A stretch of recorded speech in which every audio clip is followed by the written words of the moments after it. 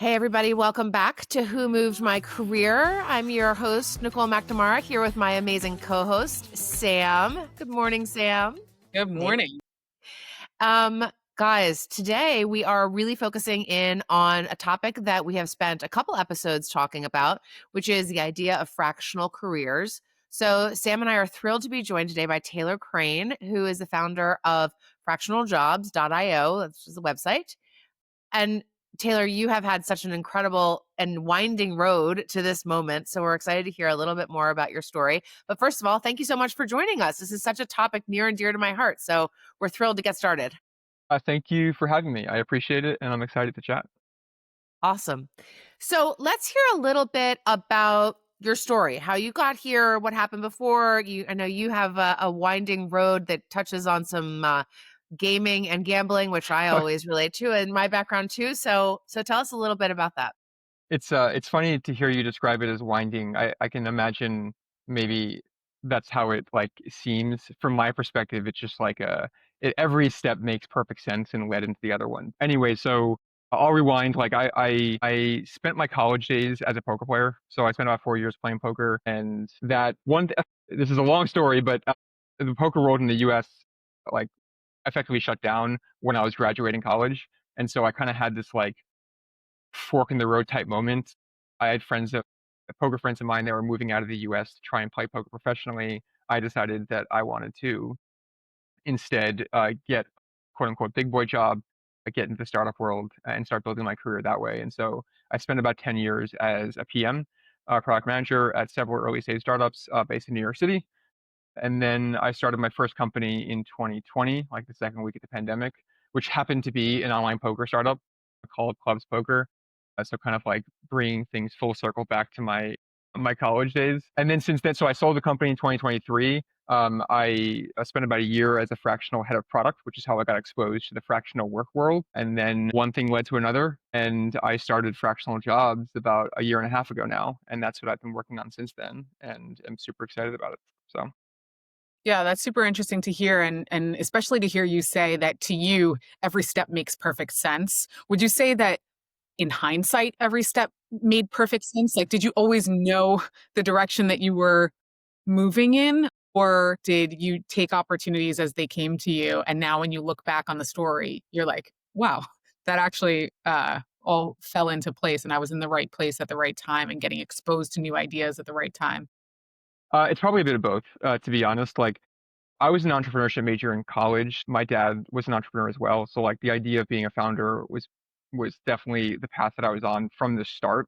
Mhm. Um, and I think like the specific ways in which I arrived at that, you know, that end point. Not that this is the end, but that I arrived at this end point, is maybe a bit more random chance or like kind of maybe a more winding road. But yeah, it's also funny. So like when so my last company was venture backed, right? So you have to fundraise, right? You have to pitch investors, and you are put in this situation where you have to tell the perfect story about your career. Mhm. And so I got quite good actually about like tying all the things together to make it one cohesive story. But Yes. yeah, like now that I'm thinking about it, like at that time when I was pitching, like I was thinking to myself, man, I'm kind of stretching here, or I'm like drawing these lines that may not really exist. But I guess now I'm good enough at it that it feels like a cohesive story. But yeah, I'm giving it more credit than it deserves. It probably was more winding than I'm thinking. No, but it sounds like, just to give this example from your career, had you not become a fractional product officer or fractional product manager, you wouldn't have started a business called Fractional Jobs. Totally, yeah. One thing did lead like organically into the next. And maybe we can talk a little bit about that. I'm super interested to hear when you took on or were approached about being a fractional hire at an organization. How did the company approach it? Like, what were their reason? What was the reason behind wanting to hire you as a fractional? And what did you think about that as taking your first fractional role on? Yeah. So I think in the fractional world, the company is rarely going to approach you. When you're interested in doing fractional work, 9 times out of 10, it's you that have to be doing the work to go get the company. And so what basically happened was I was super burned out from my last startup. And I knew that I wasn't ready to start another company. And I had mentors and friends of mine that were doing fractional head of product work, fractional CTO work, fractional CMO work. And so that's kind of where I learned, the idea of it. And so I said to actually, it really appealed to me. And so I said to myself, this seems like a great next step for me. Let me call myself a fractional. So now I'm like, I'm anointing myself the title of fractional head of product, but then it's on me to find my clients. And the way that I found my first few clients, my very first client actually came from an old high school friend of mine that saw either a tweet or a LinkedIn post I wrote where I was like kind of workshopping my fractional pitch. It's just like, I was just like literally just like posting like, hey, this is what I'm thinking of doing. Like, these are the bullet points. Like, what feedback do you guys have? And he saw that and it's like, actually, like, this actually sounds interesting for me. I'd love to potentially work with you in this capacity. And so that was client number one. And then client number two was a founder I met through a Slack group and saw a post that he posted about the need for like strategic product work. He didn't use the word fractional. He just called it like, I need like a part-time head of product or something. Mhm. And I jumped on that as well. And I DM'd him and I was like, hey, I actually think I can be helpful here. And so that's how it all started. Can I ask a quick clarifying question for our Yeah. audience? Because I think I spend a lot of time talking about fractional. Sam and I have talked about it. God knows you spend a lot of time on it. I'm not positive that everybody knows the difference. When we say fractional, Yeah. what's the difference between a gig economy and a gig job, part time and fractional? Yeah. So my definition of fractional work is part-time work, typically paid on a monthly retainer and performed by experts in their field. So the part-time work part is obvious. It's where the word fractional literally comes from. Monthly retainer is just the most common way of compensating, and like there are certain implications that imply like kind of an ongoing relationship. And then performed by experts in their field is kind of like the thing that differentiates fractional work from other work. And when I say that, what I mean is a fractional expert or someone doing fractional work has a career in that field, in that function area, in that industry, and they're coming into your organization to help you because they've been there, done that 10 times before, and they're going to do it again for you. And so that's how like we would differentiate fractional from freelance, for example. So freelance tends to imply more junior level talent, more mid-level talent. It also tends to imply sometimes at least more project-based work as well. So fractional work is senior level work, strategic work, often leadership work, even managerial work, right? And it's ongoing in the same way that like a full-time job is ongoing. It just happens to be done for less hours per week. So that's the essence of fractional. And do you see, so I guess keeping with your example, when you started your first fractional chief product officer role, you had one client. Did you use the opportunity in being fractional to take on multiple roles for multiple companies at the same time? Like, I think some people would approach fractional, and you mentioned that the reason you went into it was because you were burnt out from your prior role, which I know is a situation a lot of our clients find themselves in. Yeah, And the idea was you get to do what you're really great at and where you can really add value and impact to companies, but you get to do it for a sliver of your time. yeah. It's not re-energizing. Do you think most people think about fractional work that way? Or do you think more and more people think about fractional work as like opportunities to work on a bunch of different interesting at a bunch of different interesting companies, solving a bunch of different interesting problems Yeah. at the same time? So there are different archetypes, and I'll go through the archetypes. For myself specifically, I want to clarify, like, yeah, I was burnt out from starting my previous company, which is what attracted me to fractional work. But fractional work is not for the faint of heart. It is not easier at all. In many ways, I actually think it's harder than maintaining a typical full-time job. So it's not like, oh, let's take the easy path for a while and like cool down. Yep. The reason that I started doing fractional work, other than what I just described, is I wanted to be in the game. I wanted to help early stage startups. I actually like one of the inspirations was my previous company. I felt like I got so much help along the way from folks that I would have not gotten nearly as far as I did without that help. And I just wanted to help other early stage founders. And so that's kind of, one of the inspirations behind it. I also saw a very obvious opportunity to spend like 20 or 25 hours a week doing fractional work and the remainder of my time beginning to think about my next company because I knew I was going to start another company eventually. And so that is a common archetype is like doing fractional work to kind of bootstrap my next company. Another common archetype of fractional work is what we call full-time fractional. So these are folks that have 2, 3, 4, 5 clients at a time for 5 or 10 hours a week each, and they build their whole book. they basically, build a book of business, if you will, doing fractional work. A third very common archetype is what we might call like the second act executives. These are folks that are later stage in their career. They don't feel like they need or want a full-time commitment anymore, but they still want to be in the game. They don't want to be retired. Maybe they still want some income coming in. And so the idea of picking up one client for 10 hours a week or 20 hours a week is very attractive to them. There are other archetypes too, but those are probably the most common three. Do you mind if I ask a controversial question? But yeah, I'm ready for it. All right. One of the other things that Nicole and I have been talking a lot about is Fed Chair Powell was on CNBC breaking news the other day around how the job market is in sharp decline and pretty immediately from both a supply and demand perspective. Do you think that the rise of fractional work actually eliminates full-time jobs for more people out there because you have really capable chief product officers, CMOs, heads of strategy doing work at 4 different companies instead of having 4 different people work for 4 different companies? Yeah. How do you think fractional work is impacting the job market actually? And do you think it's having much of an impact as of yet? Yeah, I definitely is not as much as I love the fractional work world. Like, let's be real, I don't think it's impacting, U.S. level macroeconomic and job trends just yet. I think so. I've not. This is an interesting question. I haven't thought about it explicitly. My instinct is what you're describing actually sounds like a more efficient setup, and probably more efficient is better. And then the other point that I'll make is.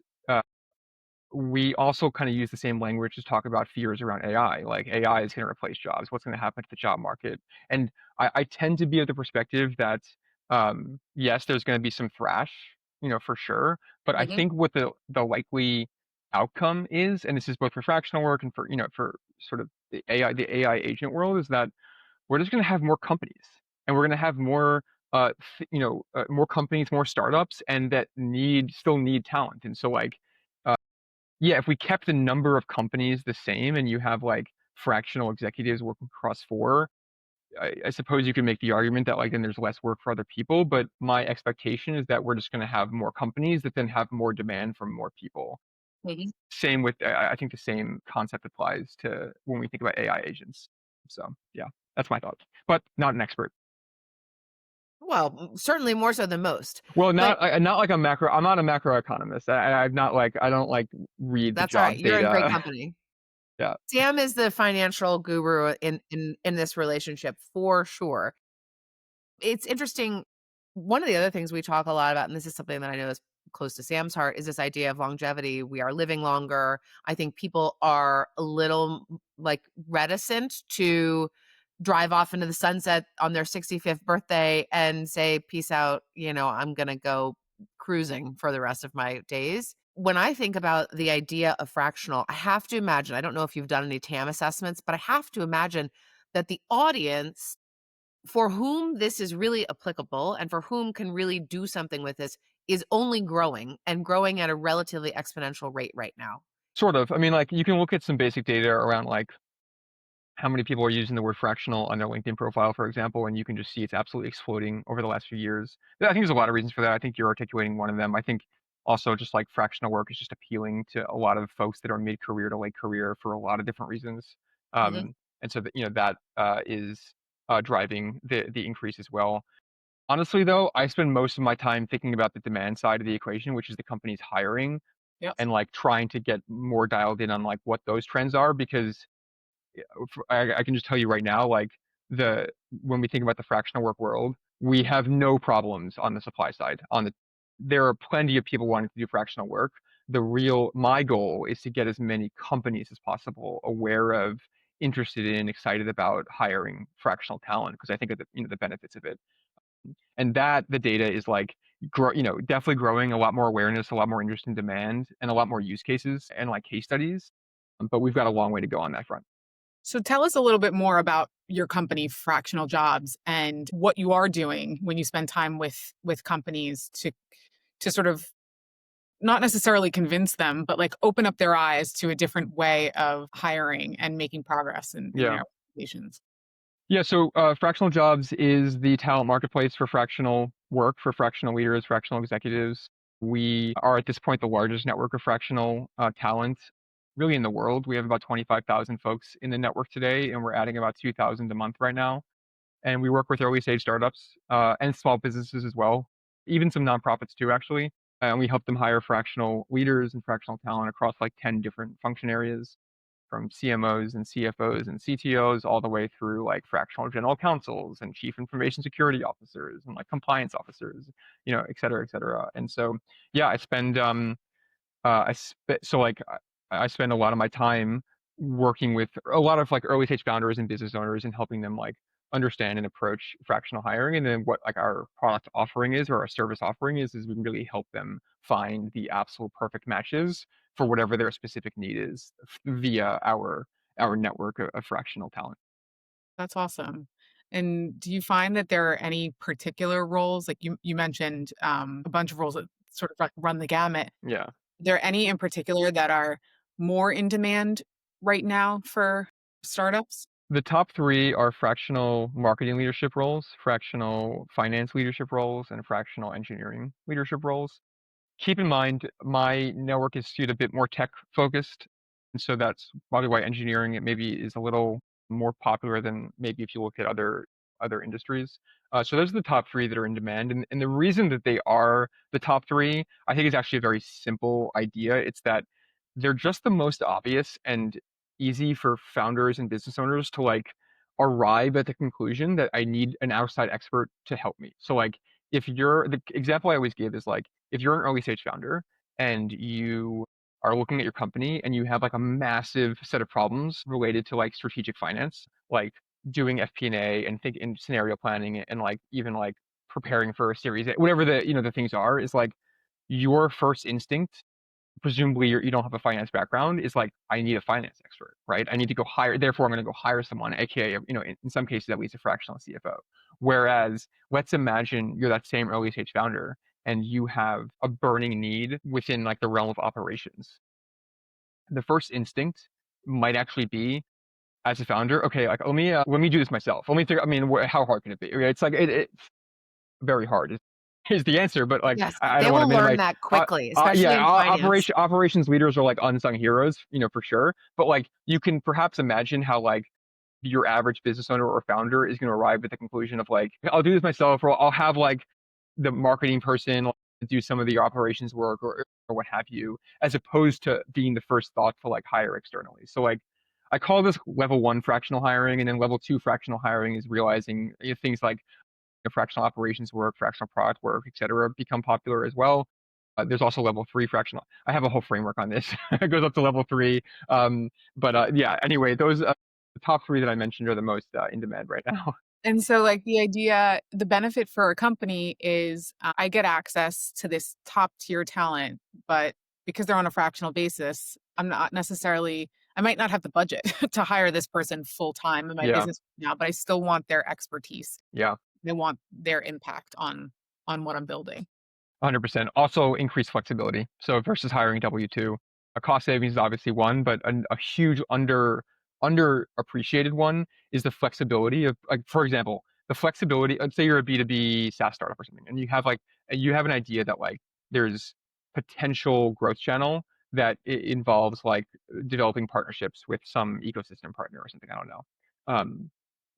Bringing in a fractional head of partnerships to like run that playbook and like figure out if there's a there is a great use case, right? And it's so flexible, right? You can try it for 3 months and like maybe you turn out it's a dud and like you learn so much, as opposed to hiring a full-time head of partnerships and then like in 3 months being like, oh, we actually don't need you anymore. Like, I mean, that sucks for everyone. And so the flexibility is key as well. Yeah, it really helps companies be more agile at that earlier stage, Yeah, especially. But I would also imagine it's hard sometimes for founders, especially, to articulate exactly what they need. When I think about how I used to hire. I read some of our job descriptions and I'm like, this is just a word salad. totally.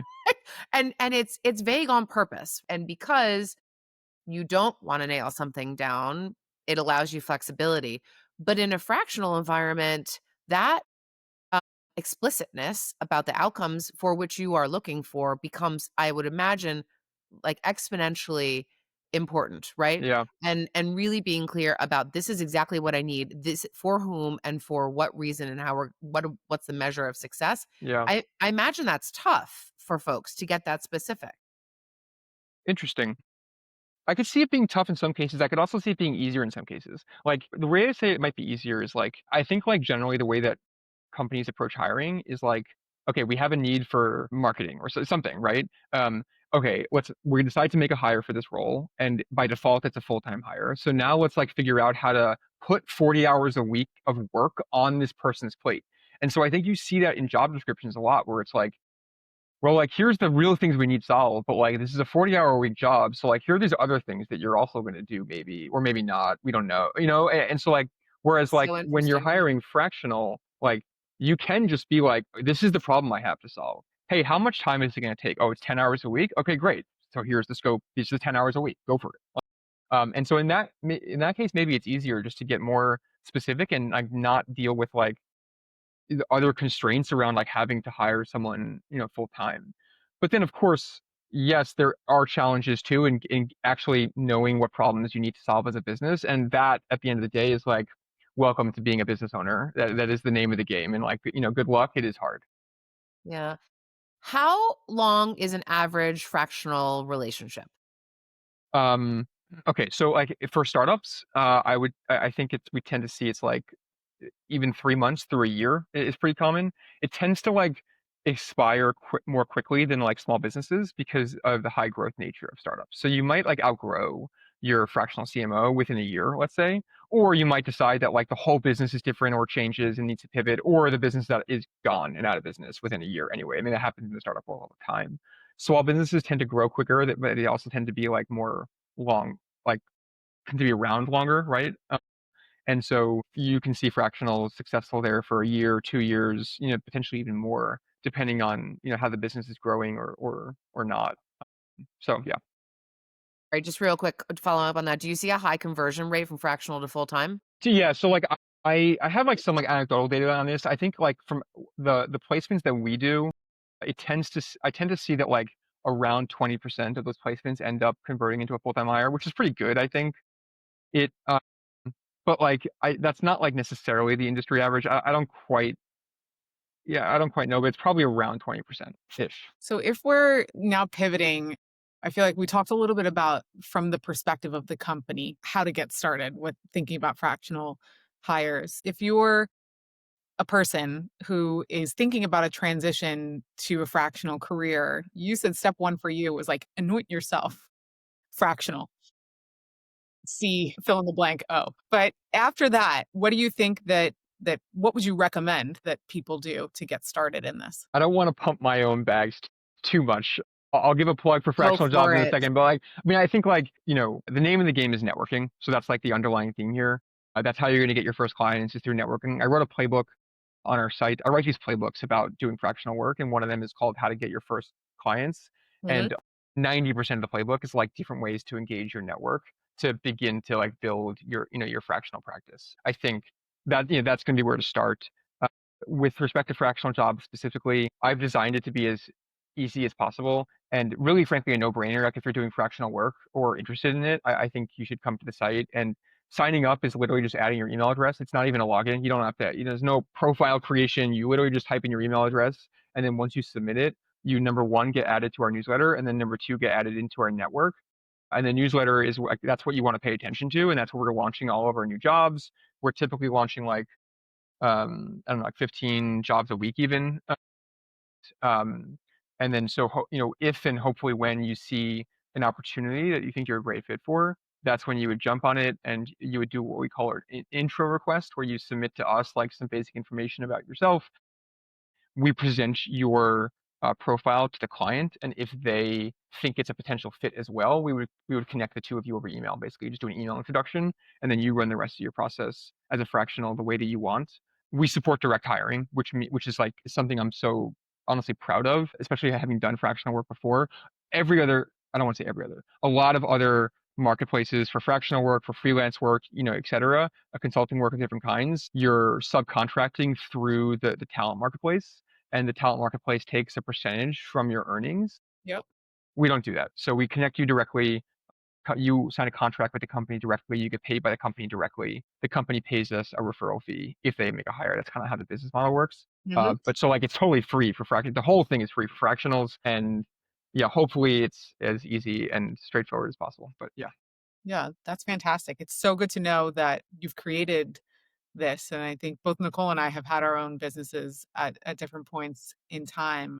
And if there were, I remember doing a bunch of research on the market for um, a platform that would actually help me find legitimate clients and the yeah, types of clients that were looking for the type of talent that I actually had to yeah, offer.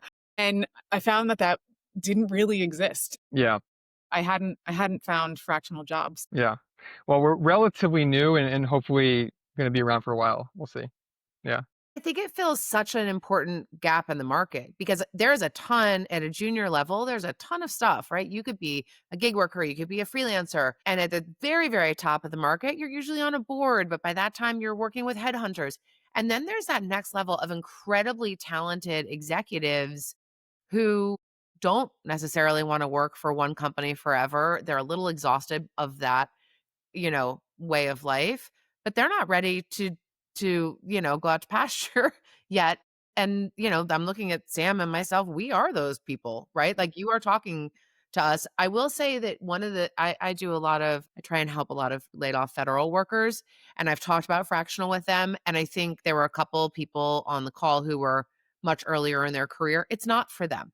yeah, And we should be explicit about that I agree. because there's nothing worse than getting a rejection from something and not really knowing why. Like this is meant for seasoned executives and probably even more so specialists as opposed to generalists, which Valid is as not to well. say that there isn't room for generalists. I'm a big generalist myself, so I hope so. But I think we have to be explicit. This is people later in your career with some significant tenure under your belt.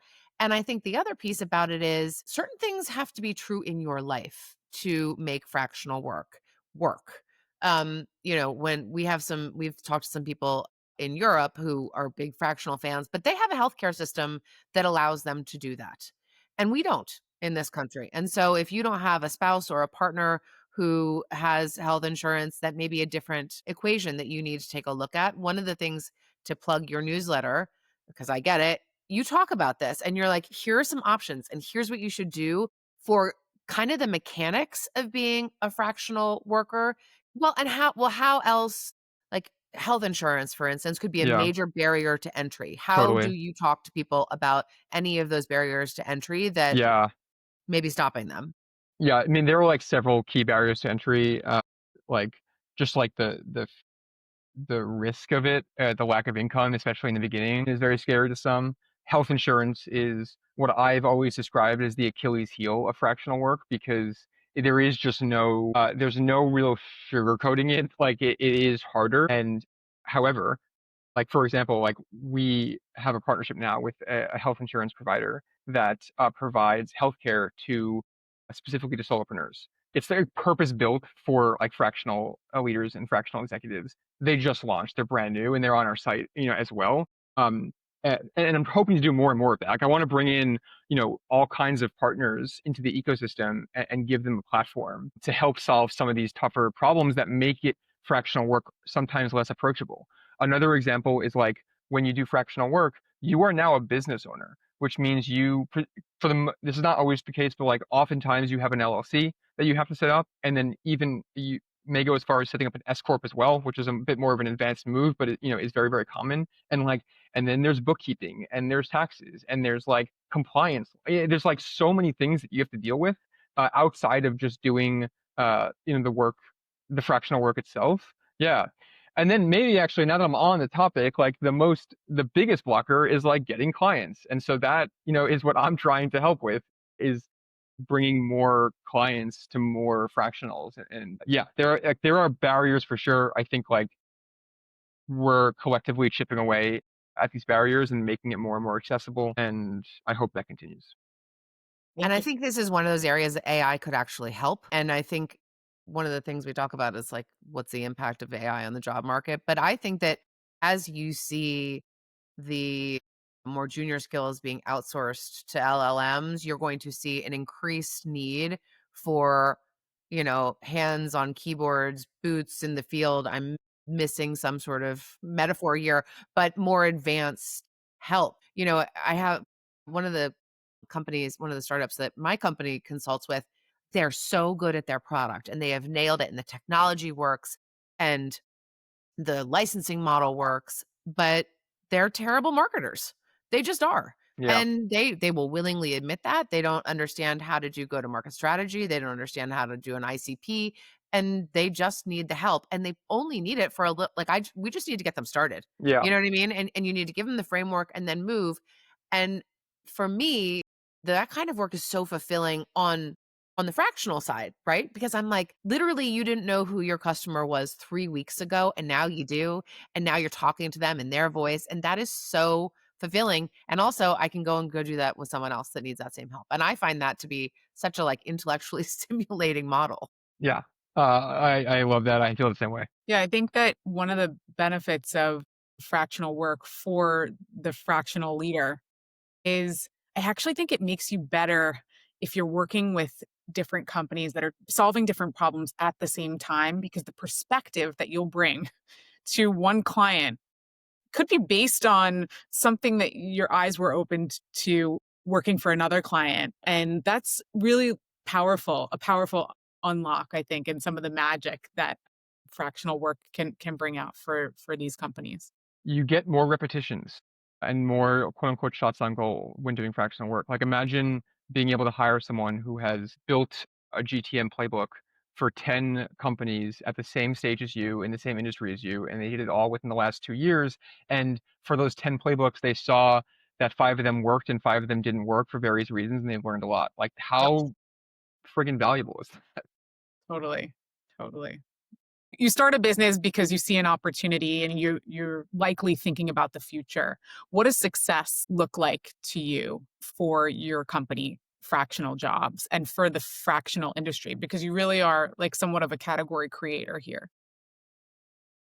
So the mission of the company is to accelerate the fractional work movement, and the way that we're doing that right now is through the talent marketplace, right? Connecting companies with great talent. I expect that to continue, and I also expect to do more things that also accelerate the fractional work movement. This line that I'm about to provide is maybe even overused at this point, but I do think fractional is the future. If I was to clarify that though, what I don't mean is like fractional is the only future, but like I think it will be an increasingly large and important part of the future of work.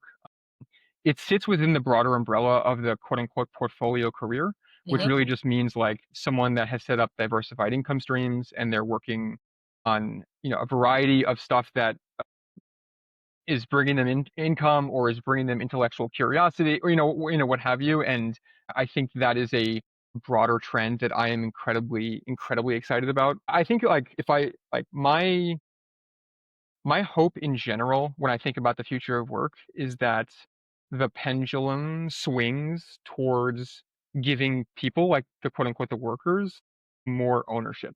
And what I mean by ownership is number one, I mean ownership of their time, ability to work on things they want to work on, but also literally ownership as in like owning whether it's equity or owning to use the capitalist socialist language, like the means of production.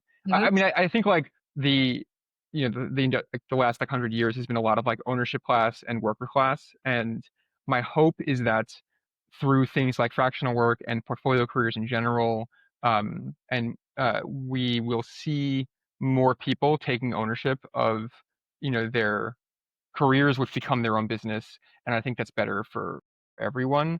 Yeah, I'm excited about it. And it's very motivating for me. Yeah. Well, you have two huge fans and also believers in the future being fractional. Fundamentally, it does also roll off the tongue nicely, which is Yeah, it handy. does. But I mean, I think that I'm fully on board with this idea.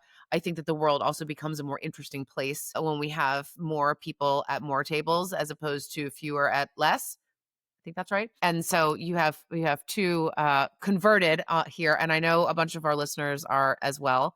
So if you are a company or a startup that is interested in starting to look at bringing on amazing talent, but without the risk, I think fractional jobs is a great place to start. If you're on the employee side and you have an amazing skill set, going on, and make sure that companies know that you exist and what you can bring to the table is such an important place to start. And I'm just so pumped to watch this happen. Let me tell you, anything that we can do to make this a reality for you, we are fully bought into your vision, and so grateful that I cold emailed you and you responded. So I think this is also the way that the world works, generally speaking. So thanks so much, Taylor. We're so grateful to have you on. Thanks, Sam, as always. Subscribe and do all those things, please, and do us a favor. Uh, and Taylor, awesome to see you. We'd love to have you back when you cross the next threshold as well. I'm down. Maybe that's in a month or a year. I'm not quite sure, but it sounds great. And thank you both for having me. Yeah, go to Taylor's website at fractionaljobs.io and type in your email address, and you'll be on your way. Thank you. Thanks, everybody. Thank you.